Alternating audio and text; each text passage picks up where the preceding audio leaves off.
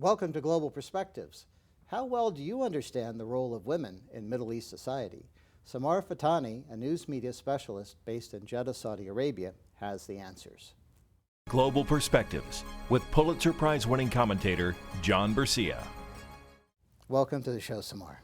Thank you very much. It's a pleasure to be here. Tell us about the evolution of your career. You've been a writer, you've been for print media, you've been a broadcaster. How did you get into all of that? Well, I started as a broadcaster, and I thought that was, I was among the very first in Saudi Arabia to take on the profession officially in the Ministry of Information. And it was a challenge. You know, when you're young and it's your first job and you feel like you want to do a lot of stuff, and women at that time weren't in that profession, many of them in that profession. So it was a challenge, and it's been exciting ever since. Women's issues has always been my passion, and you know, in this profession you get to meet a lot of people and you get to feel the pulse of the nation and you know, their concerns, their aspirations, the challenges. So it's been challenging ever since. Well, tell us about Saudi women today and women perhaps in the broader Middle East. How has their position changed, and what is left in terms of evolution? Well, their position has changed tremendously, but unfortunately, the fact that they have very bad publicity abroad. Many of the women today are highly educated and very professional, and they are at par with any of the women, educated women from all over the world. We have women bankers, women financiers, broadcasters, doctors, engineers, you name it.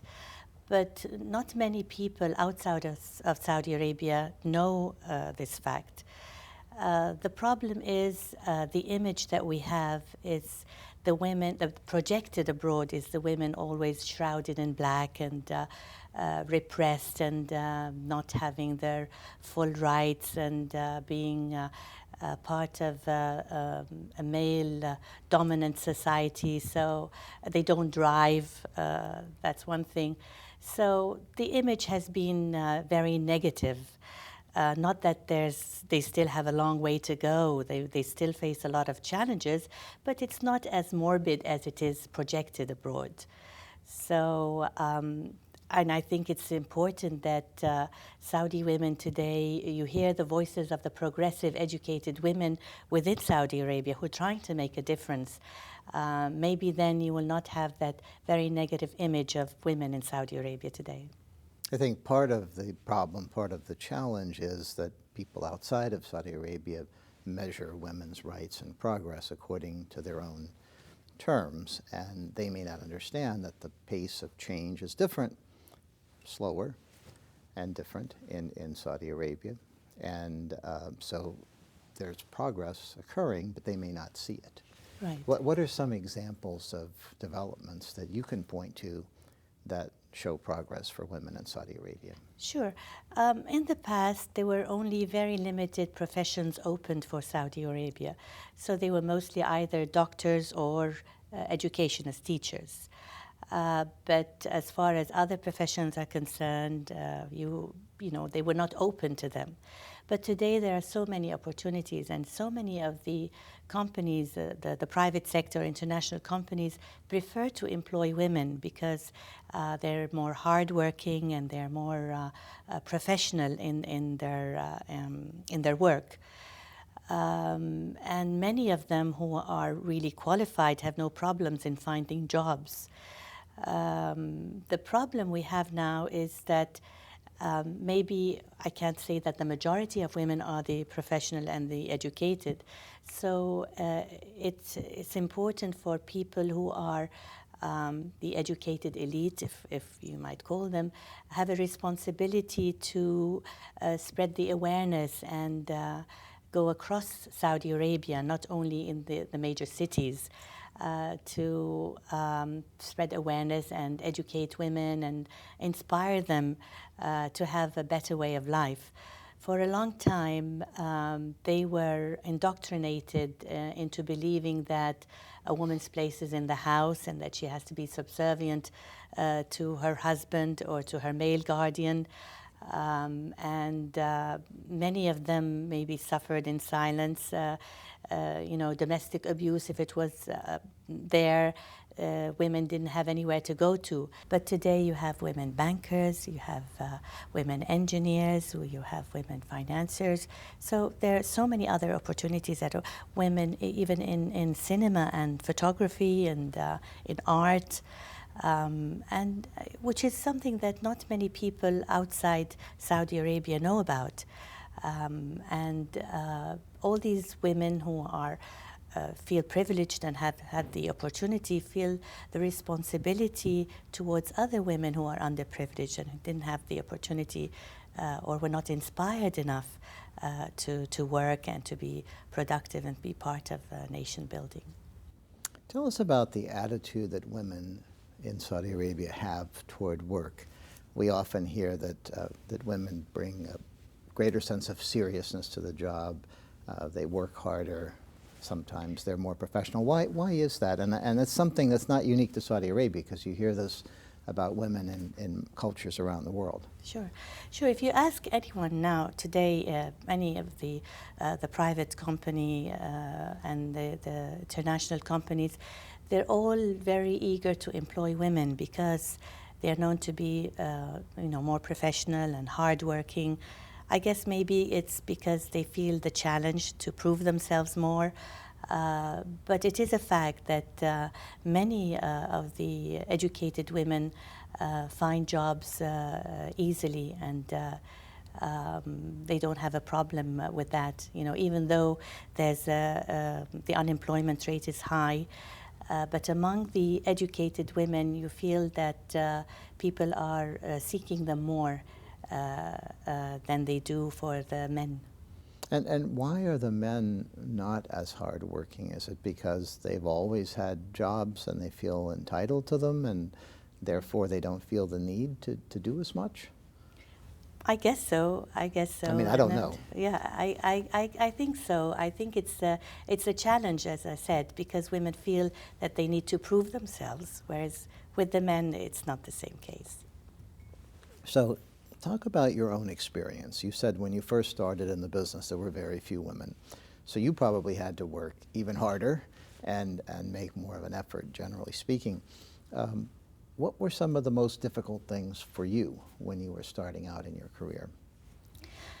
Well, for instance, getting an interview, you really had to persist hard to have government officials speak to you, or have other women open up to you.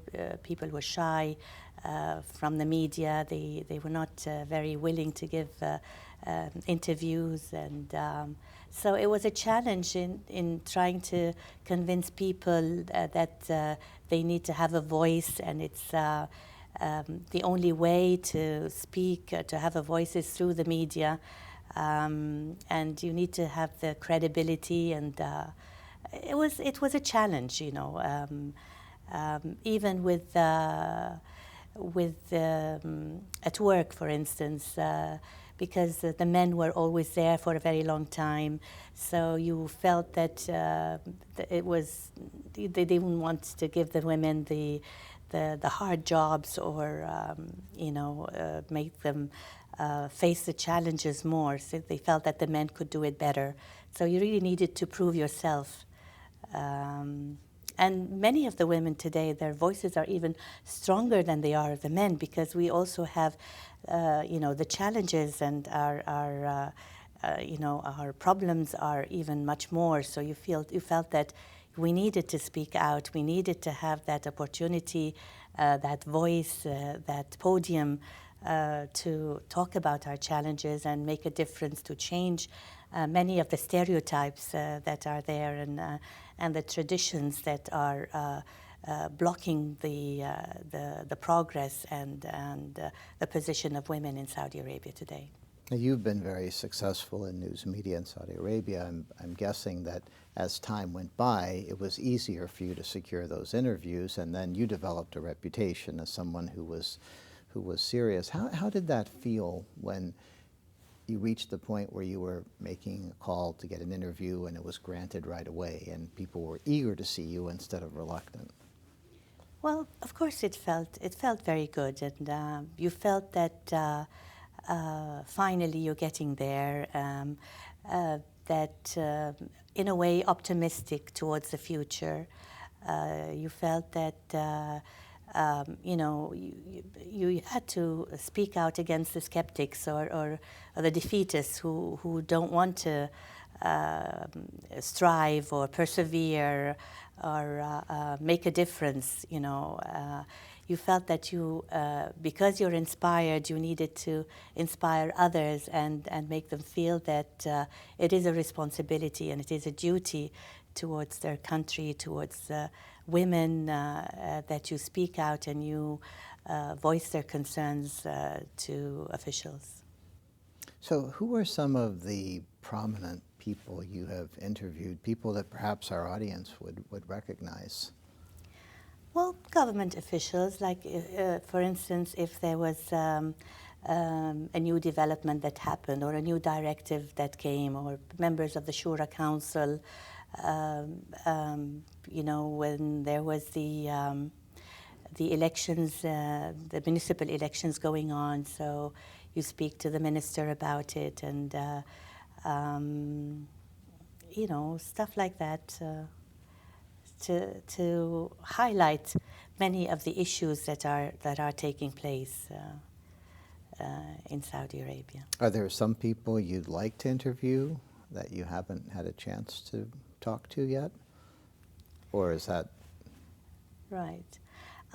Well, I really, my ambition is more into having a voice and making a difference with many of the challenges that we have, and maybe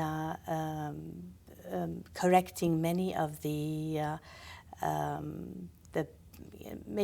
removing many of the barriers that we have in our society. For instance, the guardianship rule that we have, I think it's very detrimental to the progress of our society. So this has been something that I've written about many times, and I've interviewed many of the women who have suffered from this rule, and so it's always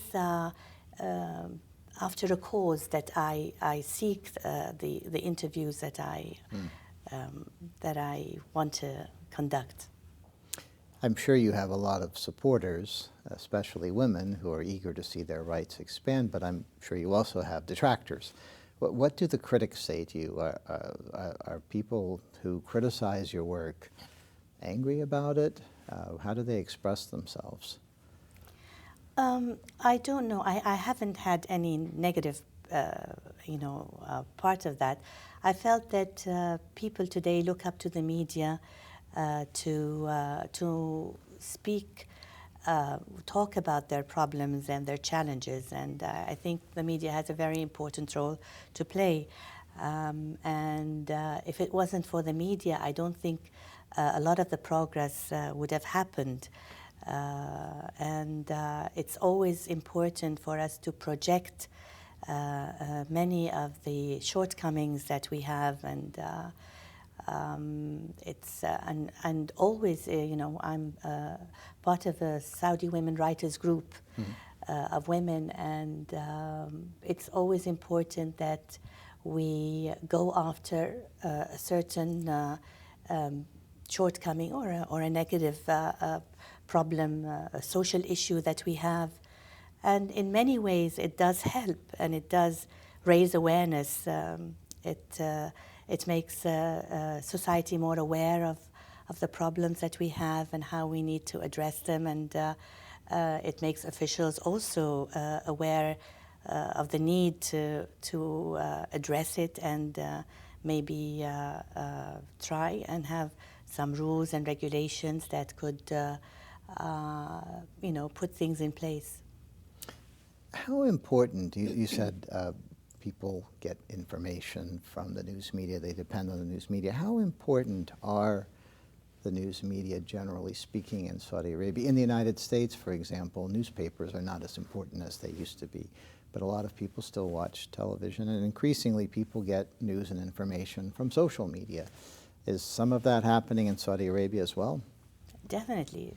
Social media has become part of society, and especially with the younger generation. In many times, I learn from my kids. They tell me the news before I get to find out about it. It's always, out there, and I think it's a good thing, and it has maybe pushed for more reforms. You feel that officials now are more concerned, are more aware, and they feel that they need to address the issue before it becomes a public statement, or the public would be angry over something or the other. You feel that they're always aware and very alert to what could go wrong. You've talked a little bit about some of your priorities, issues that you hope will be addressed. You mentioned the driving question.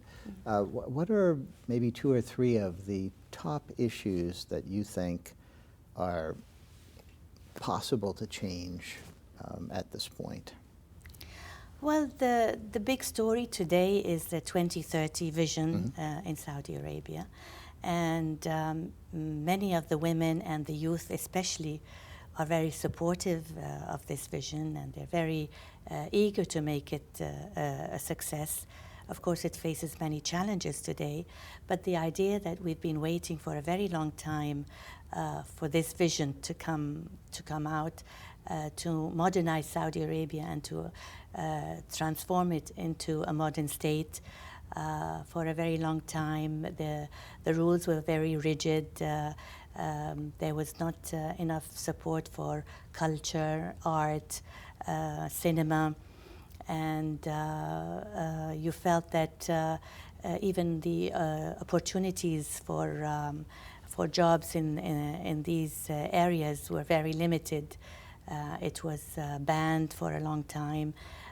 So all of these things are very positive, and you felt that now they're talking about establishing a media city to encourage young people who are into art, photography, cinema, theater, to be able to practice their professions and to have opportunities so that the public can see their work and enjoy the art and the culture that is very much needed in our country today. And we really have a lot of talented young people who feel frustrated, and they go with their art abroad, and they're recognized more abroad than they are in their own country.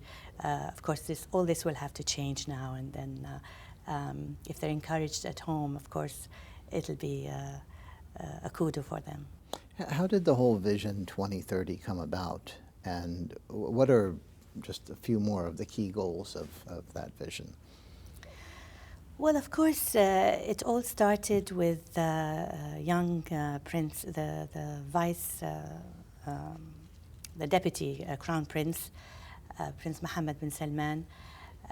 He came up with the vision to diversify the economy because of the oil crisis that happened, and he wanted to find a solution to the situation that we're in,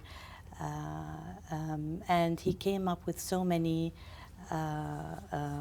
initiatives to address the problem, and he promised a lot of reforms and to transform Saudi Arabia into a modern state and to allow the young people to live in a more modern lifestyle. In the past, it was very controlled by the mutawas or the religious police, who did not allow for any of these things to happen. And now all their powers have been restricted. And there is more opportunity, and the lifestyle can be more a modern lifestyle that is at par with the needs of a 21st century society. So there's a lot of optimism over this vision, but of course, as a media person, I can tell you that there are lots of challenges that we really need to have to face. The money is not as it used to be in the past, so there were a lot of cuts and a lot of, many of the companies had to close down, and there's a lot of challenges that are going on, and the media does have a very important role to play there. You talk about optimism. Are you personally optimistic that we'll see even more rights for women in the near future? And then I have some other questions about other issues. I am very optimistic, and I don't think we have another alternative. We cannot but be optimistic, because it doesn't help to be a defeatist or a skeptic, especially at this time, when our country faces a lot of challenges. And it's important for all of us to be on board, all the stakeholders, and everyone, young, old, men and women, really need to make it work and make it succeed.